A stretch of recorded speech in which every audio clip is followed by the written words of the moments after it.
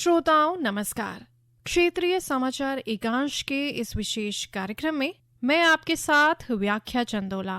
श्रोताओं, अब प्रस्तुत है कोरोना जागरूकता और स्वास्थ्य तथा कल्याण पर आधारित इस विशेष श्रृंखला में नई दिल्ली के सफदरजंग अस्पताल की associate professor doctor Rupali Malik की आकाशवाणी संवाददाता सिद्धार्थ सिंह से विशेष बातचीत। डॉक्टर रूपाली, नमस्कार। कार्यक्रम में आपका स्वागत और अभिनंदन करते हैं। धन्यवाद सिद्धार्थ जी, आमंत्रित करने के लिए। डॉक्टर रूपाली, अपनी चर्चा की शुरुआत करते हैं और इस समय देश में आजादी का अमृत महोत्सव के अंतर्गत सरकार ने फ्री प्रिकॉशनरी डोज लगाने का कार्यक्रम चलाया है। प्रिकॉशनरी डोज जो है ड्यू है, यानी दोनों वैक्सीन लगवाए हुए उन्हें 6 महीने से ज्यादा का समय हो गया है, वो लोग एलिजिबल हैं, तो उनसे आप क्या कहना चाहेंगी? बिल्कुल, देखिए, सबसे पहले तो हम धन्यवाद करना चाहते हैं अपनी सरकार का कि जिसने ये डिसीजन लिया है कि आजादी के अमृत महोत्सव के अंतर्गत ये फ्री प्रिकॉशनरी डोज जो 18 से ऊपर के सभी लोगों को प्रोवाइड की जा रही है free of cost at all the government centres, हम उसके लिए बहुत बहुत धन्यवाद करना चाहते हैं। बट मैं ये कहना चाहूंगी कि अभी भी जो प्रिकॉशनरी डोज का जो कवरेज है वो जो अपेक्षा है उससे कम है। अभी भी केवल 1% एलिजिबल लोगों ने इस प्रिकॉशनरी डोज को लिया है। तो मैं इस माध्यम से आप सभी लोगों से रिक्वेस्ट करना चाहती हूँ कि कोविड-19 का खतरा अभी पूरी तरह टला नहीं है, तो हमें अभी भी अपनी जो जिम्मेदारी है उसके अगेंस्ट अभी भी उसको हमें निभाना है और जो भी दिशा निर्देश मिलते हैं उनका पालन करना है। और जैसा कि आपने कहा है कि जो भी लोग इस एज ग्रुप में हैं और 6 महीने से ज्यादा हो चुका है, उनकी सेकेंड डोज को लगे कि आप जाएं और ये अपनी प्रिकॉशनरी डोज जरूर लें। जी बिल्कुल। तो प्रिकॉशनरी डोज जो है अगर आपकी ड्यू है तो इसे आप तुरंत लगवाएं और आजादी के जो अमृत महोत्सव है उससे जुड़कर अपना योगदान दें और शायद ये अपने आप में एक बड़ी देशभक्ति होगी। देश के लिए, समाज के लिए और अपना जो नागरिक कर्तव्य है उसे आप निभा सकते हैं। डॉक्टर रूपाली, इस समय जो अगर हम देखें तो जिस तरह से महानगरों की जीवन शैली है उसमें बहुत सारी ऐसी बीमारियां हैं जो अब लोगों के अंदर काफी आम हो गई हैं। चाहे हम ब्लड प्रेशर यानी रक्तचाप की बात करें या हम डायबिटीज की बात करें, भारत को डायबिटीज कैपिटल भी कहा जाता है। तो क्या कारण है? क्या स्ट्रेस मैनेजमेंट लोगों का नहीं हो पा रहा है? इतनी बड़ी संख्या में इस तरह की जो लाइफ स्टाइल डिजीजेस हैं वो क्यों बढ़ रही हैं?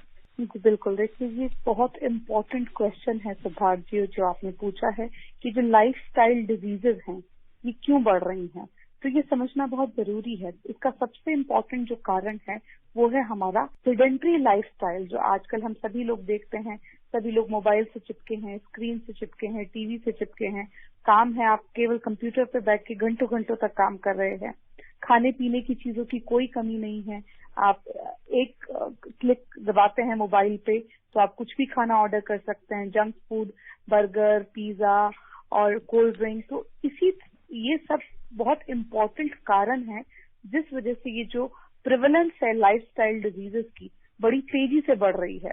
अगर मैं बात करूं 2009 में डायबिटीज की प्रिवेलेंस होती थी 60% के लगभग, अब वो लगभग 9%, 8.9% के लगभग है 2019 में।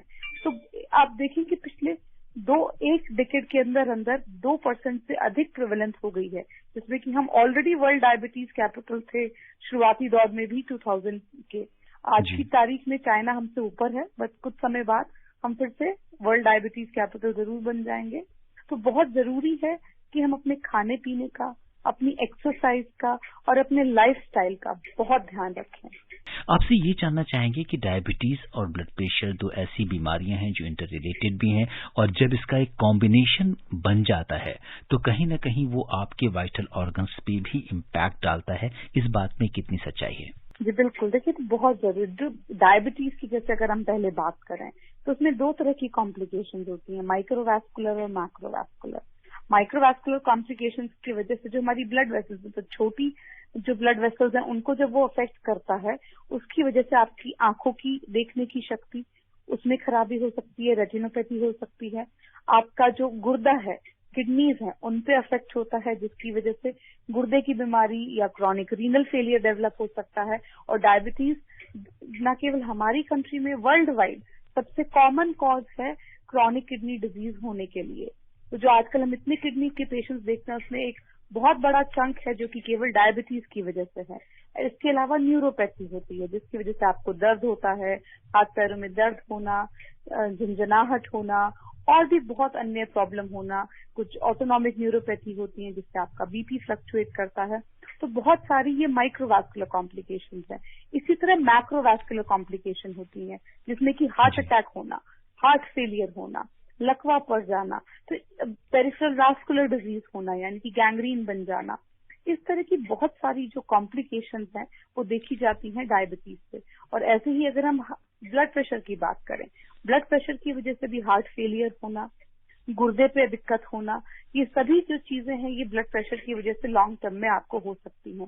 तो अगर किसी मरीज को बीपी, शुगर दोनों बीमारी है तो उसको हार्ट की दिक्कत हो सकती है, किडनी की दिक्कत हो सकती है, आंख की दिक्कत हो सकती है, स्ट्रोक की प्रॉब्लम हो सकती है। तो ये दोनों बीमारी मिलके हम इन सभी वैस्कुलर प्रॉब्लम्स के लिए और ज्यादा प्रीडिस्पोज करती हैं। और जो इंडियन पॉपुलेशन है वो ऑलरेडी हार्ट डिजीज के लिए प्रीडिस्पोज है।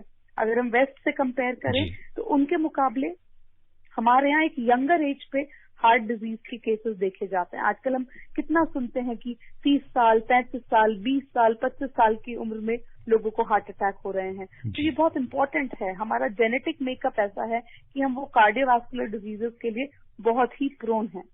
एक हमारे श्रोता ये कह रहे हैं कि इनको ब्लड प्रेशर था और इन्होंने ब्लड प्रेशर की दवा खानी शुरू की और इसके बाद ब्लड प्रेशर ठीक रहता है, अब नॉर्मल रहता है। तो पूछ रहे हैं कि क्या हम ये इस दवा को बंद करके देख सकते हैं, क्योंकि दवा के सहारे इनका अभी नॉर्मल है। जी बिल्कुल, देखिए ये बहुत ही कॉमन एक प्रॉब्लम है। जैसे ही बीपी आपका कंट्रोल होता है, शुगर कंट्रोल होता है, मरीज की इच्छा होती है कि अब ये दवाई बंद कर दी जाए। तो देखिए एकदम से आप ये दवाइयां बंद नहीं कर सकते हैं। आप अपने डॉक्टर से कंसल्ट करें और धीरे धीरे डोजेस कम करके इन दवाइयों को टेपर ऑफ करें। ऐसा नहीं है कि अगर आप एकदम से दवाई बंद कर देंगे तो सब कुछ नॉर्मल होगा, ऐसा नहीं है। वो दोबारा से आपको बीपी या शुगर की दिक्कत हो सकती है। तो डॉक्टर से कंसल्ट करें, उनकी सलाह पे आप डोजेस कम कर सकते हैं। डॉक्टर रूपाली, एक अच्छी लाइफ स्टाइल के बारे में हम लोग बात कर रहे थे कि इसके लिए एक अच्छे खान पान और एक अच्छी जीवन शैली की जरूरत है। तो एक व्यक्ति को किस तरीके से प्लान करना चाहिए कि वो एक स्वस्थ जीवन जी सके? जी बिल्कुल, देखिए इसमें बहुत सारे कंपोनेंट्स है। एक तो हेल्दी डाइट जिसमें कि आपको रॉ फ्रूट्स, वेजिटेबल्स का सेवन बढ़ाना है, प्रोसेस्ड फूड का सेवन कम से कम, जंक फूड का सेवन कम से कम करना है। उसके अलावा एक्सरसाइज, मेडिटेशन, योगा ये बहुत जरूरी है। स्ट्रेस को कंट्रोल करना और नींद का प्रॉपर ध्यान रखना, तो ये सभी कंपोनेंट्स इंपॉर्टेंट है। तो physical exercise, diet, sleep, overall एक स्ट्रेस मैनेजमेंट, ये सभी चीजें इंपॉर्टेंट हैं। चलते चलते डॉक्टर रूपाली, आप आकाशवाणी के श्रोताओं को बहुत ही संक्षेप में क्या कहना चाहेंगी? देखिए, मैं आप सभी से अनुरोध करूंगी कि एक हेल्दी लाइफस्टाइल को फॉलो करें। अच्छे से खाना पीना, आप जितना भी रॉ खा सकते हैं। हमें हाई फाई चीजों को नहीं खाना है। जो हम ट्रेडिशनली खाते आए हैं वही फ्रूट, वेजिटेबल, दाल, चावल, रोटी, उनका सेवन करें। एक्सरसाइज करें और जब भी जैसे भी मुमकिन हो अपनी जाके प्रिकॉशनरी डोज लें और अपने आप को बचाएं और अपने घर वालों को बचाएं। डॉक्टर रूपाली, आप स्वास्थ्य श्रृंखला के इस विशेष कार्यक्रम से जुड़ी, आपने हमसे चर्चा की, आपका बहुत बहुत धन्यवाद और आभार। Thank you. श्रोताओं, ये आप सुन रहे थे कोरोना जागरूकता और स्वास्थ्य तथा कल्याण पर आधारित नई दिल्ली के सफदरजंग अस्पताल की associate professor doctor Rupali Malik की आकाशवाणी संवाददाता सिद्धार्थ सिंह से विशेष बातचीत। श्रोताओं, आज के कार्यक्रम में इतना ही। नमस्कार।